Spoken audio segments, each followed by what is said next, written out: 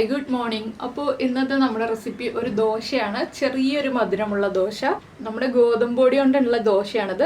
നമുക്കിത് ബ്രേക്ക്ഫാസ്റ്റിനും കഴിക്കാം, അതുപോലെ വൈകിട്ട് ചായയുടെ കൂടെ സ്നാക്കായിട്ടും കഴിക്കാം. രണ്ട് രീതിയിൽ ഉപയോഗിക്കാവുന്ന റെസിപ്പിയാണ്. അപ്പോൾ നിങ്ങളെല്ലാവരും ഈ ഒരു റെസിപ്പി ട്രൈ ചെയ്ത് നോക്കുമെന്ന് വിചാരിക്കുന്നു. നമുക്ക് എങ്ങനെയാണ് നമ്മുടെ ഈ ഗോതമ്പ് ദോശ തയ്യാറാക്കുന്നതെന്ന് നോക്കാം. നമുക്ക് നമ്മുടെ ഇൻഗ്രീഡിയൻസ് നോക്കാം. നമ്മളിപ്പോൾ 2 കപ്പ് ഗോതമ്പൊടി എടുത്തിട്ടുണ്ട്. അതിലേക്കായിട്ട് 2 പാളയം ഗോതമ്പഴം എടുത്തിട്ടുണ്ട്.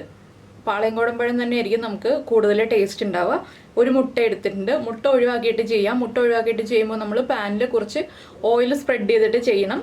മുട്ട ഒഴിവാക്കാതിരിക്കുകയാണ് മുട്ട കഴിക്കുന്ന ആളുകളാണെങ്കിൽ നല്ലത്. പിന്നെ നമുക്ക് ഇതിലേക്ക് വേണ്ടത് പഞ്ചസാര, ഏലക്ക പൊടിച്ചത്, മഞ്ഞൾപ്പൊടി. അപ്പോൾ നമുക്ക് ആദ്യം മിക്സിയുടെ ഒരു ജാർ എടുക്കാം. മിക്സിയുടെ ജാറിലേക്ക് നമുക്ക് പഴം ചേർത്ത് കൊടുക്കാം. നന്നായിട്ട് പഴുത്ത പഴം എടുക്കാം കേട്ടോ, ടേസ്റ്റ് ഉണ്ടാവുക. പഴുപ്പ് കുറഞ്ഞ പഴത്തിന് അത്ര ടേസ്റ്റ് ഉണ്ടാവില്ല. പഴം ചെറിയ പീസുകളായിട്ട് ചേർത്ത് കൊടുക്കുക. ഇതിൻ്റെ കൂടെ തന്നെ നമ്മളിനി മധുരത്തിനനുസരിച്ച് പഞ്ചസാര ചേർക്കാം. 2 ടീസ്പൂൺ മുതൽ 3.5 ടീസ്പൂൺ വരെ ചേർക്കാം. ഞാനിപ്പോൾ 1.5 ടീസ്പൂൺ പഞ്ചസാരയാണ് ചേർക്കുന്നത്. ഒരുപാട് മധുരം വേണ്ടല്ലോ എന്ന് വെച്ചിട്ട് നിങ്ങൾക്ക് നിങ്ങളുടെ ടേസ്റ്റിനനുസരിച്ച് പഞ്ചസാര ആഡ് ചെയ്യാം കേട്ടോ. പിന്നെ നമ്മൾ ചേർക്കുന്നത് ഏലക്ക പൊടിച്ചതാണ്. ഏലക്ക പൊടിച്ചത് ഒരു 1/2 ടീസ്പൂൺ ചേർക്കുക. ഒരു 2 പിഞ്ച് മഞ്ഞൾപ്പൊടി. 2 പിഞ്ച് എന്നുള്ളത് 1/4 ടീസ്പൂൺ വരെ മഞ്ഞൾപ്പൊടി ചേർക്കാം നമുക്ക്. ഇതിലേക്ക് ഇനി നമുക്ക് മുട്ടയും കൂടി ചേർത്ത് കൊടുക്കാം.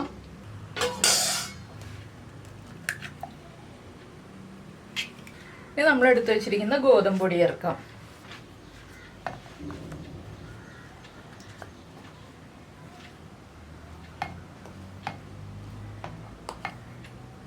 ഇതിലേക്ക് ഞാനിപ്പോൾ 1 കപ്പ് വെള്ളം ചേർത്തിട്ട് ഒന്ന് അരച്ചെടുക്കാൻ പോവാണ്. അരഞ്ഞ് കിട്ടുന്നില്ല എന്നുണ്ടെങ്കിൽ വെള്ളം കൂടുതൽ ചേർക്കാം കേട്ടോ.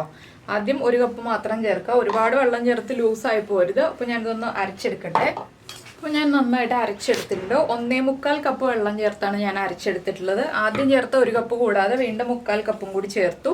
ഇനി നമുക്ക് ഈ അരച്ച ബാറ്റർ നമുക്കൊരു പാത്രത്തിലേക്ക് ഒഴിച്ചു കൊടുക്കാം. ഇപ്പോൾ ബാറ്റർ കുറച്ച് തിക്കാണ്. ഇതിലേക്ക് കുറച്ച് വെള്ളം കൂടി ചേർക്കാം നമുക്ക്. അപ്പോൾ മധുരം കുറവാണെങ്കിൽ മധുരം ചേർത്ത് കൊടുക്കണം കേട്ടോ. നിങ്ങളുടെ മധുരത്തിനനുസരിച്ച് ഒന്ന് ടേസ്റ്റ് ചെയ്ത് നോക്കുക.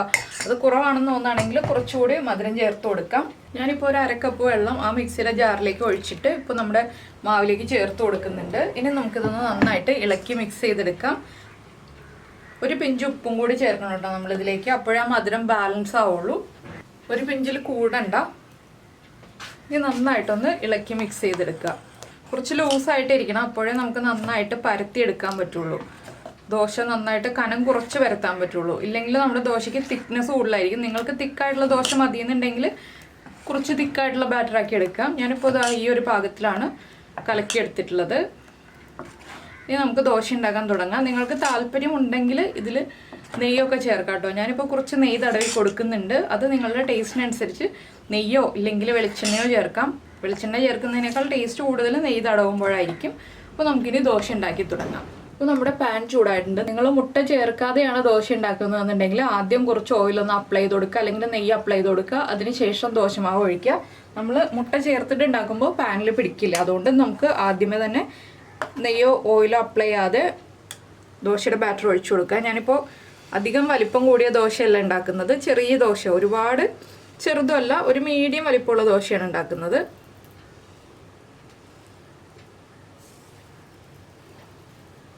നന്നായിട്ട് കനം കുറച്ച് പരത്തിയെടുക്കുക. ഇനി ഇതൊന്ന് കുക്കായി വരട്ടെ. ഞാൻ ചെറിയ ബർണറിൽ ഹൈ ഫ്ലെയിമിൽ വെച്ചിട്ടാണ് കുക്ക് ചെയ്തെടുക്കുന്നത്. അപ്പോൾ ഈ ഒരു ദോശ നമുക്ക് ബ്രേക്ക്ഫാസ്റ്റിനും കഴിക്കാം. മധുരം ഇഷ്ടമാണ് ബ്രേക്ക്ഫാസ്റ്റിന് കഴിക്കാമെന്നുണ്ടെങ്കിൽ, ചെറിയ മധുരമൊക്കെ ഇഷ്ടമുള്ള ആളുകളാണെന്നുണ്ടെങ്കിൽ ബ്രേക്ക്ഫാസ്റ്റിന് കഴിക്കാം. ഇല്ലെങ്കിൽ വൈകിട്ട് സ്നാക്കായിട്ട് ഉണ്ടാക്കാം. അതൊക്കെ നമ്മുടെ ചോയ്സാണ്, എങ്ങനെ വേണമെന്നുള്ളത്. കുറച്ച് നെയ്യ് ഒന്ന് തടവി കൊടുക്കാം. അധികം നെയ്യ് വേണ്ട, ചെറുതായിട്ടൊന്ന് നെയ്യ് തടവി കൊടുക്കാം.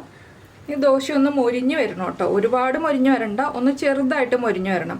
അപ്പോഴാണ് ടേസ്റ്റ് ഉണ്ടാവുക. നന്നായിട്ട് ക്രിസ്പി ആയിട്ട് മൊരിഞ്ഞ് കിട്ടില്ല. ക്രിസ്പി ആയിട്ട് മൊരിച്ചെടുക്കണം എന്നുണ്ടെങ്കിൽ നമ്മൾ ഇരുമ്പിൻ്റെ ചട്ടിയിലോ വല്ലതും ചെയ്യേണ്ടി വരും. ഇരുമ്പിൻ്റെ ദോശക്കല്ലുണ്ടല്ലോ, ഇരുമ്പിൻ്റെ ദോശക്കല്ലിൽ ചെയ്യുകയാണെങ്കിൽ നന്നായിട്ട് മൊരിഞ്ഞ് കിട്ടും.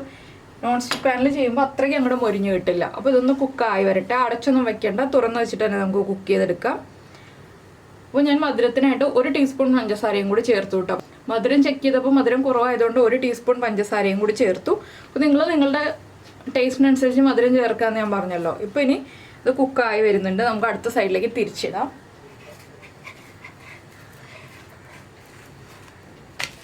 ഈ സൈഡ് ഒന്ന് മൊരിഞ്ഞു വന്നിട്ടുണ്ട്. നമുക്ക് ഈ സൈഡിലും ലൈറ്റായിട്ട് നെയ്യൊന്ന് അപ്ലൈ ചെയ്ത് കൊടുക്കാം. ജസ്റ്റ് ആ ഒരു ടേസ്റ്റ് കിട്ടാൻ വേണ്ടി മാത്രമാണ് നമ്മൾ നെയ്യൊന്ന് ഇങ്ങനെ അപ്ലൈ ചെയ്ത് കൊടുക്കുന്നത്. വലിയ കാര്യമായിട്ടൊന്നും നെയ്യ് അപ്ലൈ ചെയ്യുന്നില്ല കേട്ടോ. ഒരു 1/2 ടീസ്പൂൺ നെയ്യ് ഉണ്ടെങ്കിൽ നമുക്ക് ഈ ദോശയൊക്കെ ഉണ്ടാക്കിയെടുക്കാം. അത്രയും മതി. ഇനി ഈ സൈഡും കൂടി മുരിഞ്ഞു വരട്ടെ. 2 സൈഡും മുരിഞ്ഞു കഴിയുമ്പോൾ നമുക്ക് പ്ലേറ്റിലേക്ക് മാറ്റാം. ഇത്രയേ ഉള്ളൂ നമ്മുടെ ദോശയുടെ പരിപാടി. വളരെ ഈസിയാണ്. ബ്രേക്ക്ഫാസ്റ്റിന് മധുരം ഇഷ്ടമാണെന്നുണ്ടെങ്കിൽ, ചെറിയ മധുരം ഇഷ്ടമാണെന്നുണ്ടെങ്കിൽ ഉറപ്പായിട്ട് നിങ്ങൾ ഉണ്ടാക്കിക്കോളൂ. സൈഡ് ഡിഷൊന്നും വേണ്ട, എളുപ്പത്തിൽ കഴിക്കാൻ പറ്റുന്നതാണ്. കുട്ടികൾ നന്നായിട്ട് എൻജോയ് ചെയ്ത് കഴിക്കുന്നതാണിത്. ചെറിയ മധുരമൊക്കെയുള്ള റെസിപ്പിയൊക്കെ കുട്ടികൾക്ക് ഇഷ്ടമായിരിക്കും. അപ്പോൾ ഗോതമ്പ് ദോശ നമ്മളെല്ലാം എരിവുള്ള രീതിയിലാണ് ചെയ്യാറുള്ളത്. എരിവുള്ള രീതിയിൽ നേരത്തെ ചെയ്തിട്ടുണ്ട് കേട്ടോ. അപ്പോൾ മധുരമുള്ള രീതിയിൽ വേണമെന്നുണ്ടെങ്കിൽ ഇതുപോലെ നിങ്ങൾ ചെയ്ത് നോക്കൂ. നമുക്കിനി അടുത്ത സൈഡിലേക്ക് ഒന്നുകൂടി തിരിച്ചിട്ട് കൊടുക്കാം. കണ്ടോ, 2 സൈഡിലും ഇതുപോലെ മൊരിഞ്ഞ് വരും. ഇതൊന്ന് ഇതുപോലെ പതുക്കെ പ്രസ് ചെയ്ത് കൊടുക്കാം, എല്ലാ സൈഡും മൊരിഞ്ഞ് കിട്ടാനായിട്ട്. അപ്പോൾ നമുക്കിത് പ്ലേറ്റിലേക്ക് മാറ്റാം. ഇനി അടുത്തതും ഇതുപോലെ തന്നെ ഉണ്ടാക്കിയെടുക്കാം. അപ്പോൾ ഞാൻ എല്ലാം ഉണ്ടാക്കിയെടുക്കട്ടെ. അപ്പോൾ നമ്മുടെ ദോശ റെഡി ആയിട്ടുണ്ട്. ഞാൻ ഉണ്ടാക്കിക്കൊണ്ടിരിക്കണേ ഉള്ളൂ, മുഴുവൻ കഴിഞ്ഞിട്ടില്ല. പിന്നെ നിങ്ങൾക്ക് മഞ്ഞൾപ്പൊടി സ്കിപ്പ് ചെയ്യണമെന്നുണ്ടെങ്കിൽ സ്കിപ്പ് ചെയ്യാം. പക്ഷേ ഈ ഒരു കളർ കിട്ടില്ല കേട്ടോ. മഞ്ഞൾപ്പൊടി സ്കിപ്പ് ചെയ്ത് കഴിഞ്ഞിട്ടുണ്ടെങ്കിൽ വേറൊരു ലൈറ്റ് ഷെയ്ഡായിരിക്കും കിട്ടുക. അപ്പോൾ മഞ്ഞൾപ്പൊടിയുടെ ടേസ്റ്റ് ഒന്നും നമുക്ക് ഫീൽ ചെയ്യില്ല കഴിക്കുമ്പോൾ. ആ കളർ മാത്രമേ ഉണ്ടാവുള്ളൂ. അപ്പോൾ എന്തായാലും നിങ്ങളെല്ലാവരും ഇത് ട്രൈ ചെയ്ത് നോക്കുമെന്ന് വിചാരിക്കുന്നു. ട്രൈ ചെയ്ത് നോക്കിയിട്ട് ഇഷ്ടമായിട്ടുണ്ടെങ്കിൽ നമ്മുടെ വീഡിയോയുടെ താഴെ ഒന്ന് കമൻറ്റ് ചെയ്യാൻ മറക്കരുത് കേട്ടോ. അതുപോലെ കുക്കിംഗ് താല്പര്യമുള്ള നിങ്ങളുടെ ഫ്രണ്ട്സിനും ഫാമിലി മെമ്പേഴ്സിനും ഒക്കെ ഈ റെസിപ്പിയൊക്കെ ഇഷ്ടമാവുകയാണെങ്കിൽ ഒന്ന് ഷെയർ ചെയ്ത് കൊടുക്കുക. നിങ്ങൾക്ക് എല്ലാവർക്കും ഇഷ്ടപ്പെടുന്ന റെസിപ്പികൾ ഷെയർ ചെയ്ത് കൊടുക്കുക.